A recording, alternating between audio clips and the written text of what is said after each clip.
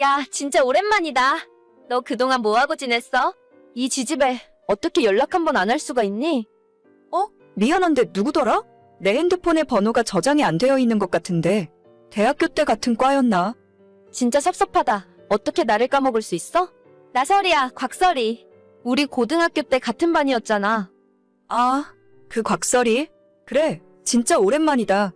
그동안 잘 지냈고? 그럼 나야 잘 지냈지. 너는 어떻게 지냈어? 결혼은 했고? 난 작년 가을에 결혼해서 지금 한참 신혼이야. 근데 정말 의외다. 너한테 연락이 올 줄은 몰랐어. 우리가 고등학교 2학년 때 같은 반이었나? 1학년 때 같은 반이었나? 난 너랑 친하다고 생각했는데 너는 아닌가 봐. 뭔가 아쉽네. 벌써 나를 다 잊어버린 거야? 우리가 2학년 때 같은 반이었지. 내가 너를 어떻게 잊어버리겠어? 너가 반장까지 했었잖아. 그렇지. 내가 반장을 했었지. 그건 그렇고. 사실 나 얼마 안 있으면 결혼하잖아.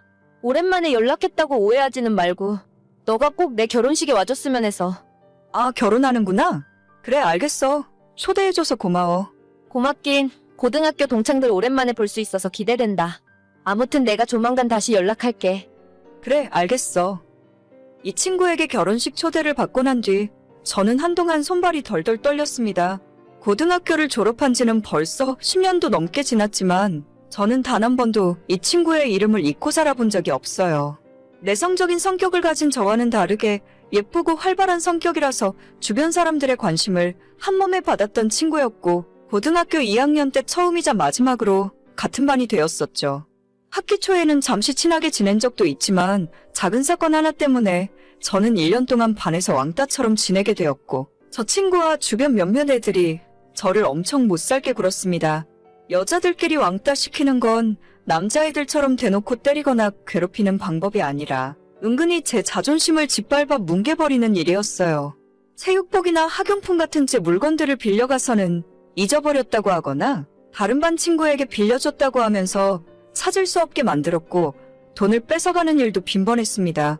심지어는 같은 반인데도 불구하고 수업 시간 직전에 제 교과서를 가져가는 바람에 저만 선생님에게 혼난 적도 있어요. 친구의 괴롭힘이 점점 심해져서 담임 선생님에게 이야기한 적도 있는데 그 친구는 공부도 그런대로 잘하는 편이었고 성격도 활달한 반장이었기 때문에 선생님은 제 말을 진지하게 믿어주지 않았죠. 오히려 그 친구를 불러다가 교무실에서 삼자대면을 시켰고 적당히 악수하고 화해하라는 식으로 사건을 덮고 지나갔습니다. 그 뒤로부터 당연히 괴롭힘의 강도는 훨씬 더 심해졌고 저는 입을 다물 수밖에 없었죠. 덕분에 안 그래도 내성적이고 조용한 성격이던 저는 고등학교 졸업할 때까지 학교에서 있는 듯 없는 듯 기죽어서 지냈고 한때는 다른 사람들 앞에서 평범하게 말하는 것조차 힘들 정도로 후유증이 심하게 남았어요. 너네 이야기 들었어? 고등학교 같이 나온 설이라고 있잖아. 곽설이. 걔 다음 달에 결혼한대. 진짜? 그런 것도 주워가는 남자가 있구나? 결혼식에 내가 찾아가서 확갱판을 놔야 하는데 걔가 잘 먹고 잘 사는 꼴을 배 아파서 어떻게 봐. 방금 나한테도 연락 와서 청첩장 주더라. 나 아직도 걔가 밀쳐서 넘어진 곳이 아파. 어떻게 나한테 결혼한다고 연락할 수가 있지? 그 뻔뻔한 불려시가. 나 진짜 이대로는 못 넘어가겠다. 우리는 아직도 걔 때문에 힘들고 스트레스 받으며 사는데 자긴 다 까먹고 결혼식 오라고 초대를 할 수가 있어. 나 그 결혼식 갈 거야. 가서 뒤집어 놔야 직성이 풀릴 것 같아. 야, 그럼 우리 이렇게 한번 해볼까? 그 친구들 3명은 대학에서 친해졌어요. 고등학교 시절엔 다들 조용한 성격이라 서로의 존재를 모르고 지냈지만 같은 대학 다니면서 만나게 되었고 우리 모두는 한 가지 공통점이 있었습니다. 설이를 비롯한 당시 고등학교의 일진 애들한테 괴롭힘을 당하고 반에서 왕따를 당한 적이 한 번쯤은 있었다는 사실이에요. 그 무리들이 일반 학생들을 괴롭히면서 돈과 물건을 뺏고 때리고 모욕을 주는 일이 너무 흔했기 때문에 대부분의 친구들은 걔네들에게 원한 하나씩은 품고 있었거든요. 아마 자기는 즐거운 학창시절이었으니 저희 같은 피해자들이 어떤 기분으로 지금까지 살고 있었는지 전혀 기억도 못하고 알고 싶지도 않았겠죠. 자긴 잊어버렸어도 당한 우리들은 한날 한시도 그 이름들을 잊어버린 적이 없습니다. 한때는 예쁘장하게 생긴 설이가 연예계에 데뷔하기를 바랬던 적도 있어요. 그래야 제가 그녀의 고등학교 시절을 폭로하고 사회에서 매장시켜 버릴 수 있을 거라 생각했거든요. 제가 먼저 하던 다른 친구가 먼저 폭로를 하거나 걔한테 당한 사람이 한둘이 아니니까 다 같이 한마디씩 하면 아니라고 발뺌할 수도 없었을 텐데 불행인지 다행인지 대학교 들어간 이후로는 거의 소식을 들을 수 없었고 사회생활하면서 점점 옛날의 기억도 희미해져 갔습니다. 하지만 문득문득 그때 끔찍했던 시간들이 떠오르는 날에는 하루 종일 기분도 안 좋고 나를 상처 입혔던 사람들에게 복수하고 싶다는 생각을 자주 하기도 했어요. 언젠가 살면서 한 번은 마주치겠지. 그때는 내가 통쾌하게 되갚아주겠다는 상상을 하곤 했었는데 이런 식으로 먼저 연락이 올 줄은 꿈에도 몰랐습니다. 나 이제 다음 주면 결혼식이야.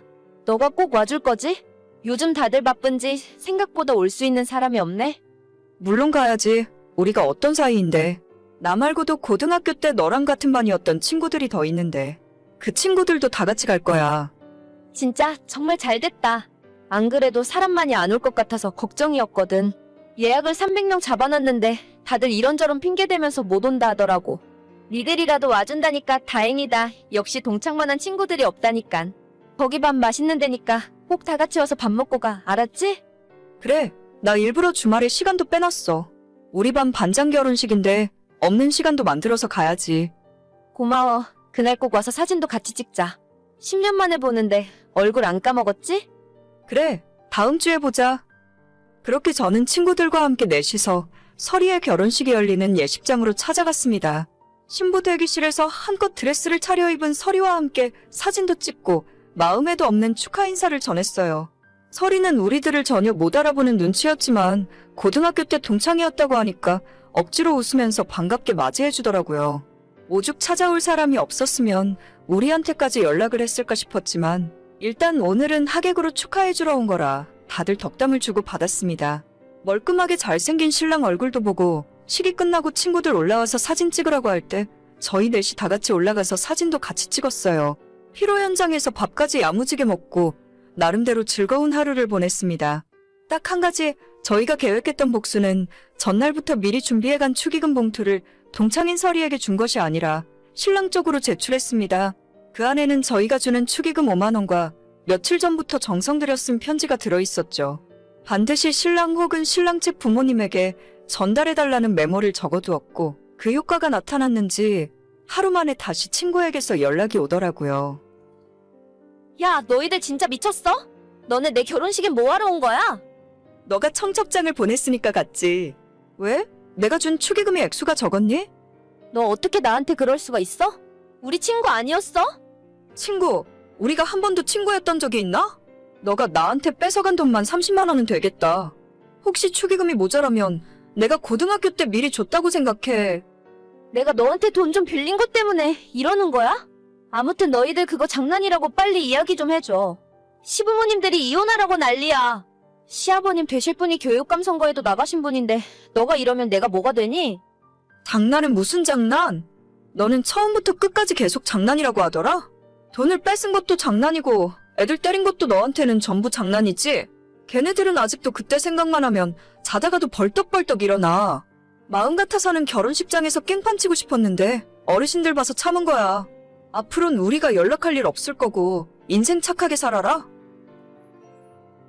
저희 네 사람이 신랑 측에 전달한 축의금 봉투 안에는 고등학교 시절 서리가 저희에게 했던 수많은 악행들이 빼곡하게 적혀 있었습니다. 혹시나 믿지 않을까봐 같은 학교를 나왔다는 졸업증명서까지 출력해서 넣었고 우리가 어떻게 폭행을 당했고 얼마나 많은 금품을 갈취당했는지 기억나는 대로 상세하게 적었어요. 모범생인 척 뒤로 호박씩 가면서 술과 담배를 하고 옆 학교 남자애들 만나서 놀던 이야기까지. 서리는 기억하지도 못할 과거의 모든 사실들을 다 고발하는 내용의 편지였죠. 친구들 중 한 명이 옛날 이메일을 뒤져서 그 시절을 증명할 수 있는 사진들을 찾아냈고 그 사진들까지 다 출력해서 편지에 넣었습니다. 저희는 전혀 모르고 있었지만 신랑 측 부모 두 분 모두 교육자 출신 집안이었고 그 편지를 받아보시고는 집안 망신이라며 당장 결혼은 없던 일로 하자고 호통을 치셨다네요. 교육감 선거에 또 나가실 생각인 것 같은데 집안에 학교폭력 전과가 있는 며느리가 들어오면 참 볼만하겠구나 싶더라고요. 결국 제 친구는 신혼여행 비행기도 타보지 못하고 이혼하게 되었습니다. 정확하게 이야기하자면 혼인신고조차도 하지 못했으니 파혼이라 하는 게 맞는 말이겠죠? 그 뒤로도 몇 번 더 서리에게 연락이 왔었지만 전부 답장하지 않았어요. 결혼식에 갔던 친구들 모두 그녀를 차단했고 앞으로 어떤 연락도 받을 생각이 없습니다. 아무리 그래도 10년 전 일로 파혼까지 시킨 건 너무한 거 아니냐고 하실 수도 있는데 저희는 지난 10년 동안 발 뻗고 편하게 살지 못했어요. 같은 반 친구를 때리고 괴롭혔던 그 친구는 지금까지 아무 죄책감 없이 편하게 살다가 본인이 했던 행동을 다 잊어버리고 뻔뻔하게 연락했다는 게 너무 화가 납니다. 차라리 청첩장을 주기 전에 본인 잘못을 뉘우치고 진심으로 미안하다는 연락을 먼저 했더라면 지난 과거를 다 용서해 줄 수는 없더라도 결혼은 축하해 줄 수 있었을 거예요. 하지만 뻔뻔하게 웃으며 우린 친했잖아. 같은 소리를 어떻게 할 수 있는지 모르겠어요. 죄를 지었으면 벌을 받아야 하고 10년이 아니라 20년이 지난 상황이더라도 저는 절대 그 이름 석자를 잊지 않고 있었을 거예요. 아직도 TV에 뉴스를 보다가 중학생, 고등학생 친구들 사이에 서로 괴롭히고 차마 입에 담을 수조차 없는 나쁜 짓을 저지르는 친구들을 보면 제 학창시절이 떠오르면서 괴로워요.